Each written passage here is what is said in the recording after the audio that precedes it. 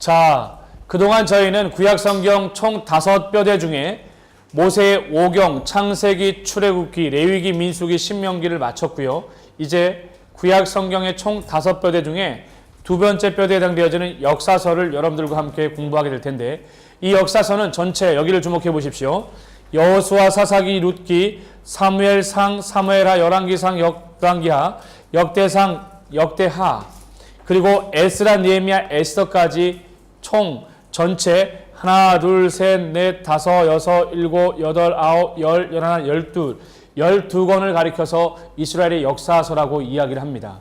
이 역사서를 잘 이해해야만 우리는 시가서뿐만 아니라 대예언서와 소예언서 전체를 다 이해할 수 있습니다. 그 중에 특별히 목사님이 어제 개관 얘기할 때 어디를 주목해야 된다고 얘기했었죠?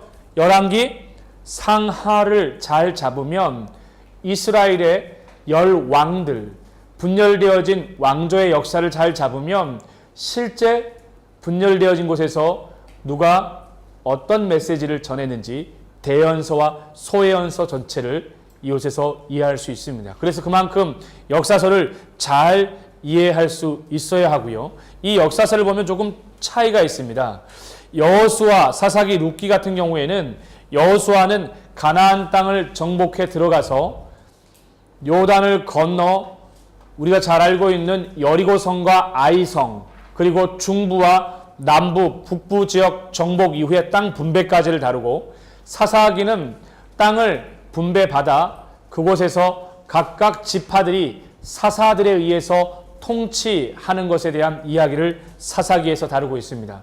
룻기 같은 경우에는 이 사사들이 통치하던 때에, 사사 통치 시대에 일어났던 한 가족에 대한 이야기를 통해서 예수님의 계보, 족보가 소개되는 것이 바로 룻기에 해당되어지고요. 사무엘상과 사무엘하가 나오게 되어지는데, 이 사무엘상, 사무엘하, 열왕기상, 열왕기하, 역대상, 역대하는요, 말 그대로 누가 도시락을 먹느냐라고 하는 도시락의 주인공이 중요하다고 얘기했죠. 실제로 그 도시락을 누가 먹느냐를 잘 이해하면 더 구체적으로 선명하게 이야기할 수 있습니다. 그래서 사무엘상 같은 경우에는 도시락을 누가 먹냐면 사무엘과 사울왕이 먹게 되어지고, 사무엘하는 삼각김밥 도시락인데 다윗이 먹게 되어지고, 열왕기상 같은 경우에는 다윗의 아들 솔로몬과 솔로몬의 아들 르호보암, 그리고 남쪽 유다의 왕들이 도시락을 먹게 되어지고요. 열왕기하 같은 경우에는 나머지 남쪽 유다 왕들이 먹게 되어집니다. 다윗부터 시작을 해서 남쪽 유다 왕은 총 20개의 왕조고요. 역시 북쪽도 다윗부터 시작해 본다면 20개의 왕조의 역사들이 이어지는데, 북이스라엘은 마지막 왕조가 호세아이고, 남유다의 마지막 세 왕조는 요야김과 요야긴과 시드기야라고 하는 세 왕조의 역사들로 마무리되어지게 되어집니다. 역대상하 같은 경우에는 중복되는 이야기를 다룬다고 얘기했죠. 역대사관으로 특별히 남쪽 유다에 대한 다윗과 솔로몬과, 그리고 솔로몬의 아들 누구요? 르호보암을 비롯해서 남쪽 유다의 왕조들을 역대 사관의 관점을 가지고 기록한 것이라고 이야기했습니다. 그래서 이야기가 중복되어지는데, 놀랍게도 어떻게 중복되어지냐면 역대상의 중심 인물이 누구냐면 다윗이다. 그러면 어디와 동일하겠어요? 사무엘 하의 중심 인물이 다윗이잖아요. 여기와 일맥상통하게 되어지고, 역대하는 주인공이 다윗의 아들 솔로몬과 르호보암과 남유다 왕조니까 열왕기 상하의 내용과 일치하다고 볼 수 있겠습니다. 여기가 고비인데 여기가 포인트입니다. 실제 남유다 왕조는 마지막 바벨론의 3차 침공에 의해서 포로로 붙잡혀가게 되어지면서 586년 이후부터 기록되어져 있는 에스라와 느헤미야와 에스더 같은 경우에는 포로기로 붙잡혀가서 포로기에서 귀환하는 역사를 다루고 있다. 특별히 에스라에서는 1차 포로기환의 주도인물인 수룹바벨의 성전 건축과 2차 주도인물인 에스라가 신앙의 개혁을, 그리고 느헤미야가 3차 기환하여 성벽을 재건하고, 그 다음에 에스더는 1차와 2차 포로 기환 때 돌아오지 않는 바벨론 땅에서 남아있던 유다 백성들을 향한 하나님의 구원의 계획을 안내하고 있습니다. 여기까지가 역사서인데, 그 역사서의 첫 번째 해당되어지는 여호수아에 대해서 여러분들과 함께 이야기를 한번 해보도록 하겠습니다. 자, 역사서의 처음 첫 번째 해당되어지는 것은 여호수아입니다. 이 여호수아가 처음 첫 번째 해당되어지고요. 제일 먼저 그래픽에 해당되어진 것을 볼 것 같으면 여기 보시면은 여호수아 전체 24장으로 이루어져 있습니다. 여호수아의 아이콘 그래픽을 볼 것 같으면 화살표 전진 방향의 모양을 나르고 있는데 1장부터 24장까지를 다루고 있고요. 정 가운데를 기준으로 해서 이쪽은 정복에 해당되어지는 곳이고 이쪽 오른쪽은 정복한 땅을 분배하는 것으로 이야기가 되어지고 있습니다. 정복했다라는 것과 분배했다라는 이야기를 통해서 여러분들이 좀 주목해 볼 필요가 있어요. 여호수아는요, 우리가 아까 이야기 나눴던 것처럼 매핑을 잠시 주목해 보시면 이스라엘 백성들이 시내산에, 애굽에서 출발해 시내산에 머물렀다가 그리고 다시 그들이 모압 평지까지 와서 이제 가나안 땅을 향해 들어갈 텐데 요단강을 건너가는 시점부터를 기록하고 있습니다. 그 요단강을 건너가는 시점부터 기록되어 있는 그 첫 번째가 바로 여호수아를 통해서 정복이 일어나게 되어지는데 그 정복의 첫 번째가 뭐냐면 바로 요단강을 도하합니다. 요단강을 도하할 때는요, 제사장이 맨 언약궤가 제일 먼저 시작되어지고 그리고 놀랍게도 이스라엘 백성들이 대열을 이루어서 이동하게 되어지는데 저 앞에 있는 언약궤를 보면서 이스라엘 백성들이 건너가는데 제사장들이 맨 언약궤가 요단강가에 딱 발을 내딛는 순간에 어떻게 됐습니까? 요단강 물이 멈춰버렸죠. 그래서 요단강 물이 저 위에서부터 흐르던 것이 멈춰지는데 그때 당시에 이스라엘 백성들이 요단을 도하할 때가 언제였냐면은 모맥을 추수하던, 다시 말해서 추수할 때였기 때문에 굉장히 요단강의 물이 어느 정도냐면은 굉장히 찰랑찰랑거리면서 물이 많을 때예요. 그러면 어떻게 이 요단강이 물이 멈출 수 있었는가? 성서 고고학자들의 의견에 의하면 그때 당시에 어떤 일이 있게 되어졌냐면요, 여러분 놀랍습니다. 혹시 여러분 댐이라고 하는 영어 아십니까? 큰 저수지 같은 데 물을 담가 놓는 것을 우리 댐이라고 말하잖아요.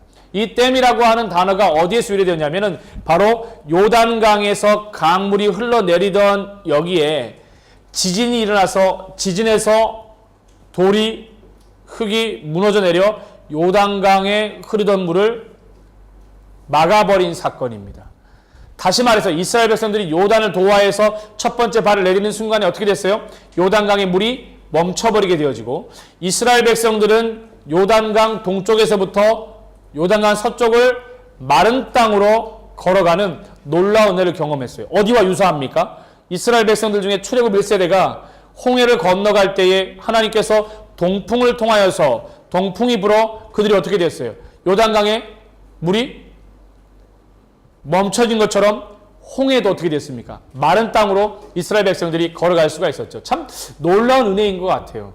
출애굽 1세대에 이런 놀라운 은혜를 베풀어 주셨어요. 이걸 가리켜서 많은 사람들이 이스라엘 출애굽 1세들이 홍해를 건넌 것은 세례를 체험한 것이다. 요단강을 마른 땅으로 건너간 것도 출애굽 2세대들이요. 어떻게 된 거예요? 바로 세례를 경험한 것이라고 얘기를 하는데 놀랍게도 똑같이 마른 땅을 건너가게 되어지는 요단 도하 사건입니다. 요단을 건너가자마자 제일 먼저 이스라엘 백성들이 한 것은 뭐예요? 길갈에다가 12기념비를 세웠습니다. 길갈에다가 12기념비를 세웠어요. 왜 12기념비를 세웠어요? 하나님이 이스라엘, 우리에게 베푸신 은혜가 얼마나 큰지 다음 세대에 그걸 전하기 위해서 바로 길갈이라고 하는 곳에서 12기념비를 세웠고요. 세 번째는요, 바로 우리가 잘 알고 있는 여리고 성 정복입니다. 여리고 성 정복. 이 여리고 성은요, 굉장히 두껍고 높은 성벽이었습니다. 근데 어떻게 이스라엘 백성들이 이 여리고 성을 함락하고 무너뜨릴 수 있었어요? 매일 하루에 한 번씩 성벽을 돌았죠. 둘째 날도 돌았습니다. 셋째 날, 넷째 날, 다섯째 날, 여섯째 날까지 각각 한 바퀴를 돌았는데 마지막 일곱째 날에는 몇 바퀴를 돌았어요? 7바퀴를 돌면서 큰 함성과 함께 외쳤을 때 여리고성이 무너졌습니다. 여러분, 최근에요, 얼마 되지 않았지만 우리가 자주 보는 영국 TV 방송 프로그램을 통해서 뭐가 방영이 됐었냐면 바로 이 여리고성에 대한 실제 유적지가 발견이 되어졌는데 불에 타담한 곡식들이 나오게 되어지고요. 성벽이 무너진 잔해의 터가 그대로 발견이 되어졌습니다.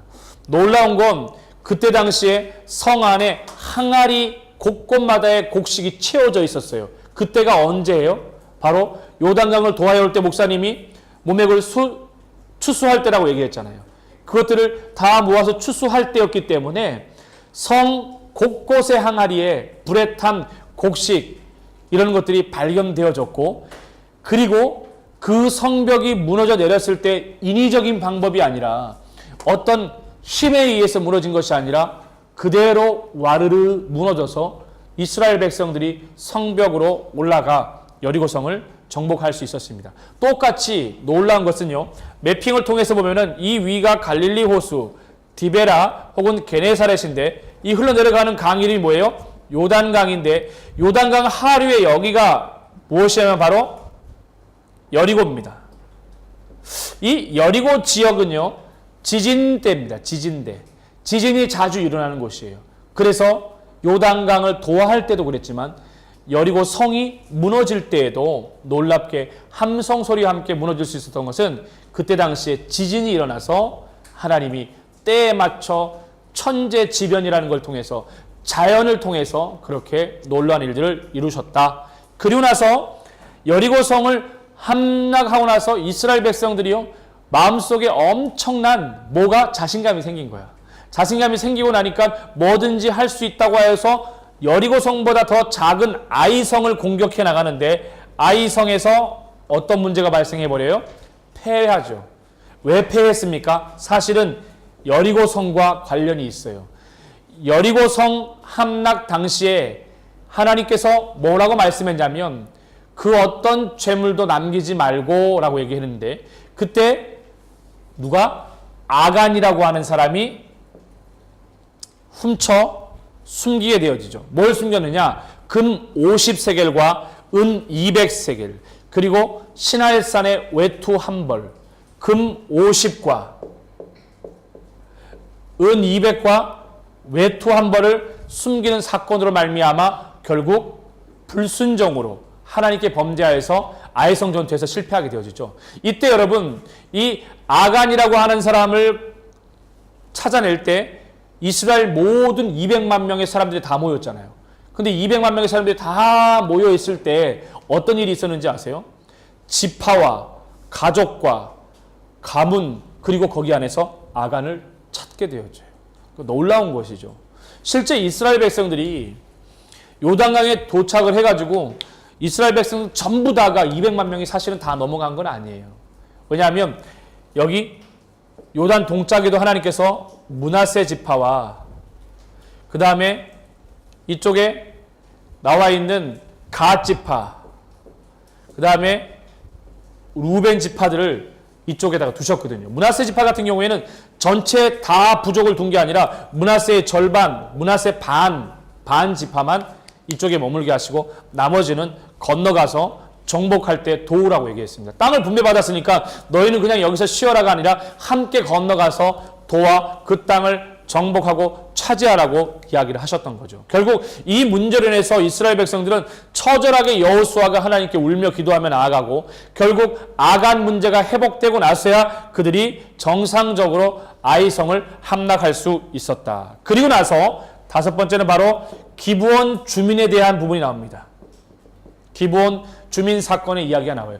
이 기브온 주민 사건의 이야기는 좀 충격적인 얘기죠. 왜냐하면 점점 여호수아와 이스라엘 백성들이 강하게 공격해 오니까 기브온 거민들이 겁을 먹기 시작을 한 거죠. 그래서 화친 조약을 맺는데 거짓말을 칩니다. 저 멀리서 왔다 그래서 떡에 곰팡이가 핀 것과 가죽 부대가 거의 다 세워져 가는 그걸 갖고 와서 이야기를 하게 되어지죠. 결국 나중에 알고 봤더니 어떻게 되어져요?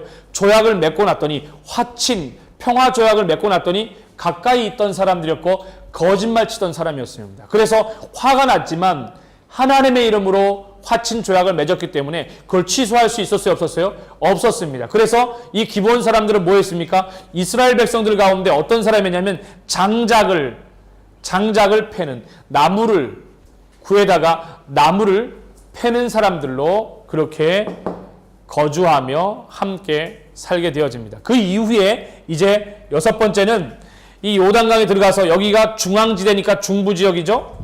이 아래는 무슨 지역이에요? 남부지역. 이 위쪽은 무슨 지역이에요?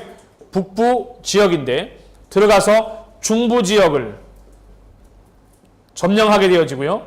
그 다음에 남부지역을 점령하고 그 다음에 북부지역을 정복하는데 이 여호수아가 이 여러 많은 정복의 역사를 통해서 무려 얼마나요? 31개 고을, 31개의 소수 부족의 왕들을 점령할 정도였습니다. 그 이 점령 가운데 제일 유명한 전투가 나오게 되어지는데 우리가 잘 알고 있는 것처럼요. 어떤 전투가 나왔냐면 바로 태양아 멈춰라 라고 하는, 여러분 혹시 그 얘기 들어봤어요? 여호수아가 전쟁을 하는데 하나님께서 도와주실 때 어떻게 되었어요? 공격을 딱 하는 순간에 우박들도 막 내리고 했지만 참 놀라운 역사는요. 여호수아가 달아, 해야, 달아, 기본에 멈춰라 딱 그랬는데 실제로 그 일이 있었어요, 없었어요? 해가 멈추는 놀라운 사건이 있었죠. 목사님이 그 얘기를 좀 사실적으로 한번 얘기를 해줄게요. 기브온 전투, 이 기브온 주민의 이야기와 함께 따라오는 이야기인데 이 기브온 전투 이야기는요.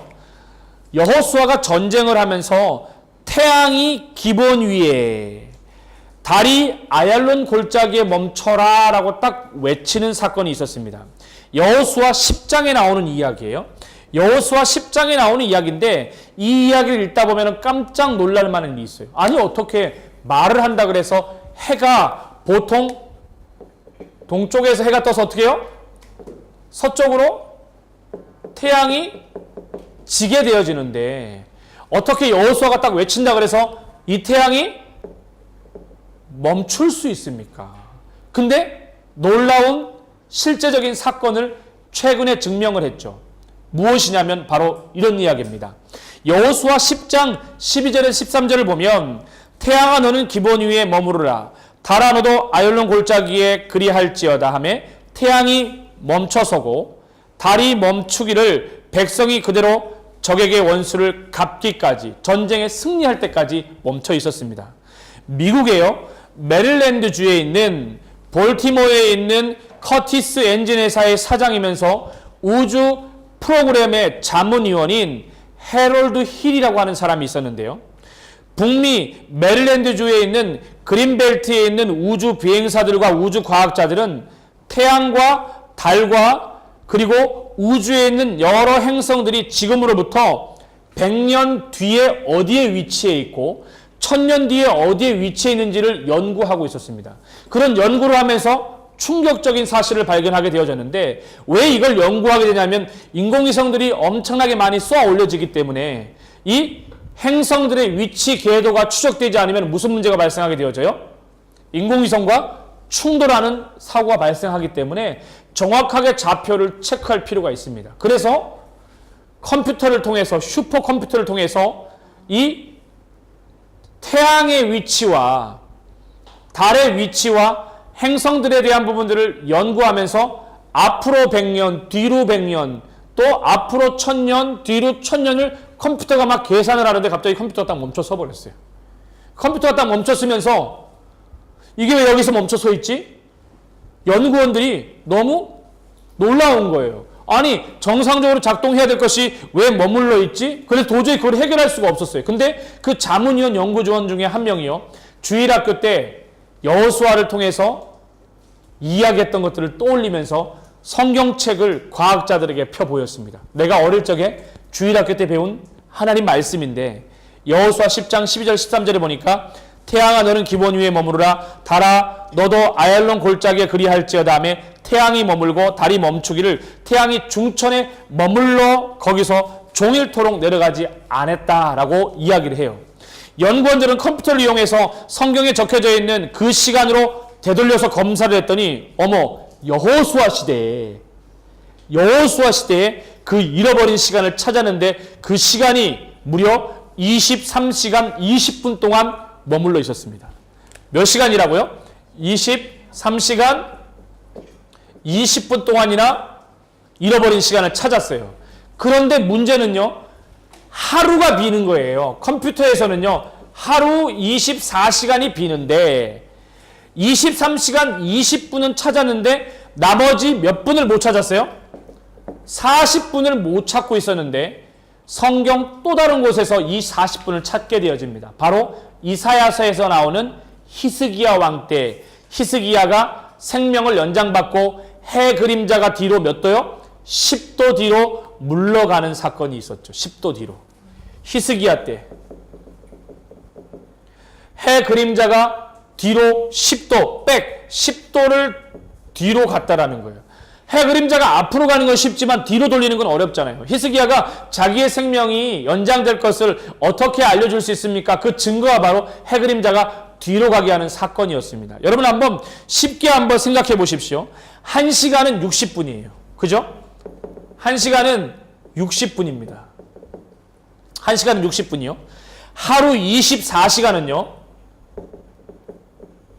몇 분이냐면 무려 1440분입니다. 그러면요. 1440분을요. 360으로 나누면 1440분을요. 360 해 그림자 360 이게 360도잖아요. 이걸 나누게 되어지면요. 1도가 몇 분이냐면 4분입니다. 1도가 4분이에요. 결국 해 그림자 10도를 뒤로 돌리게 했으니까 몇 분이에요? 40분을 여기서 찾게 된 거예요. 그래서 하루 잃어버린 24시간을요. 여호수아 때 23시간 20분과 그리고 나머지 40분은 히스기야 때 40분을 찾아서 잃어버린 24시간 하루를 찾게 되어졌습니다. 엄청 놀랍죠. 이렇게 하나님 말씀은 한치의 오차도 없이 한치의 잘못되어진 것 없이 완벽하게 이루어져 있다는 것을 여러분들이 잘 기억하기 바라요. 그 다음에 중요한 부분들 이렇게 정복을 한 다음에 땅을 분배하는 것이 나오는데 땅 분배가 이제 실질적으로 이루어지게 되어지는데 이쪽을 가리켜서 요단 동쪽이라고 말하고 이쪽을 가리켜서 요단 서쪽이라고 이렇게 얘기하는데 요단 동쪽에는 이스라엘 백성들이 모압 지방에 도착을 하자마자 므낫세 반 지파하고 갓 지파와 루벤 지파에게 이 땅을 줬다라고 얘기했죠. 그러면 이제 요단 서쪽은 땅을 어떻게 분배했는지 한번 보면 요단 서쪽은 이렇게 땅을 분배했습니다. 바로 지도를 조금만 확대해서 볼 것 같으면 자 여기를 주목하셔야 됩니다. 여기가 므낫세 반 지파고요. 여기가 갓 지파고 여기가 루벤 지파입니다. 그리고요. 여기가 유다 지파고 유다 지파 경계 안에 누가 있냐면 시므온 지파가 땅을 받았습니다. 그리고 유다 지파 위에 누가 있냐면 바로 베냐민 지파가 땅을 받았고요. 여기 베냐민이고요. 베냐민 지파 옆에 단 지파가 땅을 받았습니다. 단 지파가. 그리고 베냐민과 단을 경계로 해서 우리가 잘 알고 있는 에브라임 지파가 땅을 분배받았고요. 그리고 에브라임 위쪽에 누가? 므낫세 지파 반이. 왜요? 여기서 절반이 이쪽 절반과 함께 마무리 땅 분배를 마치게 되어집니다. 므낫세 지파를 경계로 해서 이사갈과 스불론이 여기 이사갈과 그 다음에 스불론 지파가 그리고 뭐가 있습니까? 아셀과 납달리가 여기 아셀 지파가 그 다음에 여기 납달리 지파가 땅 분배의 경계를 마치게 되어진다. 이렇게 특징적으로 이어져 있다는 것을 여러분이 좀 기억을 하면 좋을 것 같아요. 중요한 부분들은요. 요단 동편에도 땅을 세 지파가 분배를 받았고 요단 서쪽에도 나머지 지파가 땅을 분배받았을 때 제일 아래부터 시므온과 유다 그 다음에 뭐요? 베냐민과 에브라임과 므낫세 그리고 베냐민 옆에는 단 지파가 그리고 므낫세 반지파 위쪽에 이사갈, 스불론, 오른쪽에는 뭐가요? 납달리와 왼쪽에는 아셀 지파가 땅을 이렇게 분배를 받게 되어진다. 그런데 이렇게 땅을 분배받은 다음에 분배받은 것으로 끝나는 것이 아니라 참 놀랍게도 하나님께서 어떤 은혜를 베풀어 주셨냐면은 이 이스라엘 백성들의 땅 분배 후에 바로 도피성을 하나님께서 허락해 주셨다. 뭘 허락해 주셨다고요? 도피성을, 피할 곳을 허락해 주셨다라는 거예요. 왜 이 도피성을 만들었을까요? 도피성이란 하나님이 허락하신 땅에서 무제한 피를 흘림없이, 다시 말해서 무제한 피 흘림이 없게 설치된 성읍을 말하는 겁니다. 누군가 죽을 수밖에 없는 사람이 그 도피성으로 피할 경우에는 어떻게 해요? 살 수 있도록 길을 열어주셨는데, 요단 동편과 서쪽에 두 군데에 나눠져서 도피성이 있었습니다. 요단 서편을 먼저 볼 것 같으면 요단 서편에서는요, 게데스와 세겜과 헤브론에, 게데스와 그 다음에요 세겜과 그 다음에 헤브론에 한쪽에만 위치해져 있는 것이 아니라 놀랍게 특정적인 위치에 나눠져서 그렇게 하나님께서 땅을 분배해 주셨다. 그리고 또 뭐가 있냐면 요단 동편 쪽에도 하나님께서 도피성을 주셨는데 바로 베셀과 라못과 골란입니다. 베셀과 라못 그리고 골란에다가 이렇게 총 6개의 이쪽 3개와 요단 동쪽 3개에서 총 6개의 도피성을 하나님께서 허락해서 이스라엘 백성들로 하여금 무고한 피 흘림이 없도록 다시 한번 그들로 생명의 은혜를 누릴 수 있도록 했습니다. 이 도피성 같은 경우에는 부지 중에 살인한 자의 경우 대제사장이 죽기 전까지 도피성에 거주해야만 했습니다.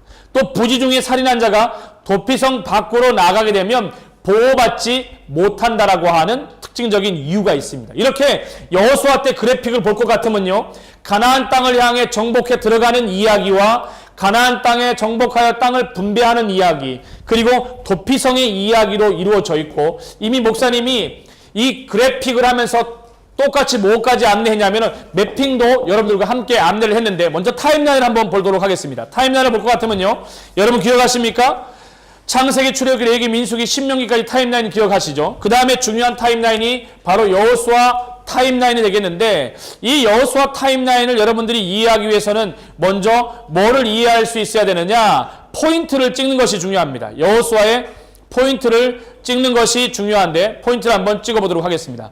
자, 기억하십니까? 1446년이 출애굽이었죠? 그 다음에 모세가 죽은 것이 1400 몇 년이었어요? 1405년경에 죽었죠. 1405년경에 죽었습니다. 그리고 나서 모세가 죽고 나서 어떻게 되어졌죠? 그 다음에 시작되어지는 것이 이제 요단이 건너게 되어지는데, 여호수아를 통해서 요단을 건너게 되어지는데, 1405년에 여호수아가 새롭게 리더로 등장하는 포인트가 모세의 사망 시점과 함께 여호수아가 새롭게 등장을 하게 되어지죠. 사실은 이때 모세가 사망할 1405년경에 여호수아가 태어난 게 아니에요. 사실 모세의 수종으로 오랫동안 조력자로 돕는 자로 함께 파트너로 그렇게 사역을 해왔습니다. 그러니 우리가 창세기, 출애굽기, 레위기, 민수기, 신명기 가운데 보면은 민수기를 볼 것 같으면은 이스라엘 백성들이 가나안 정탐을 할 경우에 그때 하나님께서 이 땅을 주셨다라고 믿음으로 고백한 사람이 누구였어요? 여호수아 갈렙이었잖아요. 여호수아는 계속해서 등장하던 인물이었습니다. 그러나 1405년을 포인트로 해서 여호수아의 등장과 함께 요단 땅을 분배했던 타이밍을 본다라면 날짜가 1400년입니다. 이때가 요단 분배예요. 그러면 대략 한 몇 년 동안이요? 5년 동안에 끊임없는 정복이 있었다라는 거죠. 왜요? 어디서부터? 우리가 잘 알고 있는 여리고부터 시작을 해서 아이성부터 시작을 해서 중부, 남부, 북부까지 그리고 땅을 분배하는 장면이 나오기 때문에 그래요. 그리고 1390년에서 중요한 포인트입니다. 여호수아가 사망하게 되어지죠. 이렇게 바라본다면 여호수아 포인트는 어디서부터 찍을 수 있겠어요? 모세의 사망 시점부터 여호수아가 등장하는 포인트부터 시작을 해서 여호수아 사망까지가 바로 여호수아에 해당되어집니다. 참고 포인트로 본다면 1390부터 쭉 시작을 해서 여기서 더 연장해버리면 어디까지 나오느냐? 사울 왕이 등극하고 다윗이 등장하게 되어지는데 대략 1050년 포인트로 봐요. 근데 이 다윗의 등극 포인트 전에 약 1010년경에 사울 왕의 포인트를 찍자라면 약 무려 400년 동안 무슨 일이 있었느냐? 바로 사사들이 통치하는 사사기 포인트가 여기에 놓이게 되겠죠. 자, GST M 매핑 보겠습니다. 목사님이 한 번 더 여러분을 위해서 안내하자면 이렇게 할 수 있죠. 여기 주목하세요. 이해하는 게 중요합니다.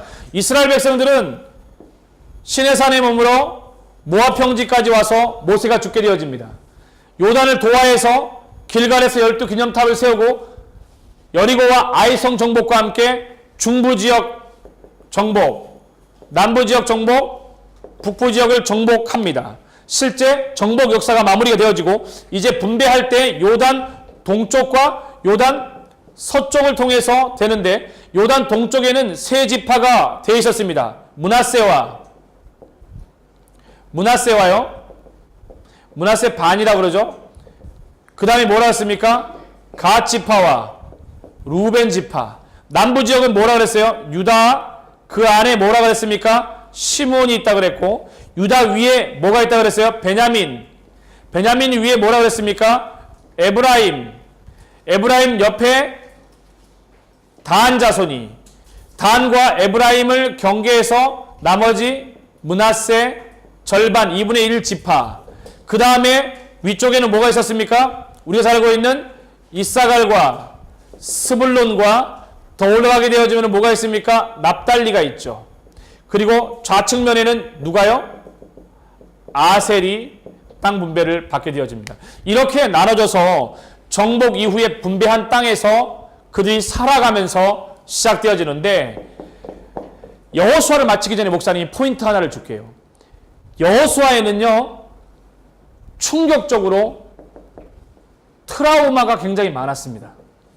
왜 트라우마가 많았었냐면요, 여호수아는 대부분 정복사를 다뤄요. 그러다 보니까 아버지가 매일 전쟁에 나가는 모습을 아이들은 보면서 어떤 아이들의 아버지는 돌아갔다가 전쟁에서 살아오질 못해요. 매일 전쟁터에 나가 피 흘리고 싸움하고 있는 그 모습을 보면서 얼마나 아이들이 불안했을까요? 엄마가 불안에 떠는 모습을 보면서 아이들도 똑같이 불안에 떨었습니다. 그들에게 말씀을 가르칠 기회가 없었어요. 신명기에 보게 되면은 모세가 마지막으로 설교하면서 미래에도 하나님 은혜로만 살 수 있다고 얘기했는데 들으라 이스라엘아 하면서 쉐마의 말씀을 전했지만 여호수아 시기에는 정작 하나님 말씀을 가르칠 수 없었습니다. 그래서 여호수아가 죽고 나서 사사기가 시작되어질 때 어떤 비극이 초래하게 되어지죠? 그들이 여호수아가 죽고 여호수아와 함께했던 장로들이 죽게 되어지자 다음 세대가 하나님을 알지 못했더라고 시작하는 거예요. 그 비극이 바로 여기에서 시작되어지는 겁니다. 이러한 특징을 가지고 여러분들이 GSTMA를 볼 것 같으면 1장부터 전체 24장까지 되어 있는데 여러분 벌써 전체 개관에 대해서 목사님 다 얘기한 거랑 마찬가지예요. 1장부터 24장인데 정 가운데를 중심으로 해서 이쪽은 1장부터 절반이 정복에 대한 부분이겠죠. 이쪽은 뭐예요? 땅을 분배한 부분이겠죠. 그래도 자세하게 볼 것 같으면 1장에서는 요단 도하가 나오게 되어지고요. 2장에서는요 여리고 정탐을 위한 라합과 두 정탐꾼의 이야기가 나옵니다. 3장에서는요 요단을 도하에 건너가는 것, 4장에서는 길갈에 12기념비를 세우는 것, 5장, 6장, 7장, 8장 계속해서 뭐가 나와요? 여리고성, 아이성. 그 다음에 9장에서는요 목사님이 얘기했던 기브온 사람들이 속임수를 베풀었지만 그러나 화친 조약을 통해서 이미 조약이 성립되었기 때문에 그들을 받아들이는 모습이 나오게 되어지고요. 10장에서는 우리가 잘 이야기했던 것처럼 여호수아와 해와 달이 멈춘 사건에 대해서 이야기가 나오고 있고, 그 다음에 11장에서는 여호수아와 북방왕, 여호수아와 서방 31개 왕, 다시 말해 중부, 남부, 북부 지역의 31개 왕을 쳐부수는 장면이 나오게 되어집니다. 그 이후에 이제 완전한 정복이 있은 다음에 땅을 분배하게 되어지는데, 두 지파 반의 기업을 주고 14장에서는 갈렙 기업, 15장에서는 유다 기업, 16장에서는 에브라임 기업, 17장에는 므낫세의 기업, 18장에서는 베냐민의 기업, 19장에서는 나머지 6지파 기업 분배가 있게 되어지고, 20장에서는 목사님 뭐라고 말했습니까? 도피성을 통해서 요단 동쪽의 도피성과 요단 서쪽의 도피성을 통해서 무고하게 부지 중에 살인한 자들을 살리기 위한 하나님의 은혜와 계획에 대해서 도피성을 통해서 설명을 했다라는 겁니다. 오늘 이 시대도요, 피할 곳이 너무 필요한 사람들이 많이 있습니다. 교회가 바로 그런 도피성의 역할들을 감당해야 되는 중요한 시기이다. 그리고 21장에서는 레위의 기업과 22장에서는 요단 동쪽 지파의 귀환이죠. 왜 요단 동쪽에서 귀환하는 걸까요? 요단 서쪽에서 땅을 분배받은 사람들이 나는 땅을 받았으니까 안 가, 여기서 편안하게 살아야지가 아니라 하나님 뭐라고 말씀하셨어요? 함께 건너가 싸우고 전쟁이 마무리되어지면 어떻게 되어져요? 돌아오라고 얘기했기 때문에 요단 동편에 있던 사람들이 귀환하는 모습에 대해서 이야기를 나누고 있습니다. 그 다음에 계속해서 나오는 것이 뭐예요? 여호수아의 고별 설교와 여호수아의 죽음을 말하는데, 여호수아 23장은 너무나도 중요한 고별 설교입니다. 뭐라고 말하냐면, 나와 나의 가족은 여호와를 선택하노라. 너희들은 무엇을 선택할지 오늘날 결정하라라고 하는 결단하는 설교의 메시지가 바로 여호수아 23장의 여호수아 고별 설교에 해당되어집니다. 자, 지금까지 GSTMA 방식을 통해서 여러분들과 함께 여호수아 이야기를 함께 나누었습니다. 수고 많으셨습니다.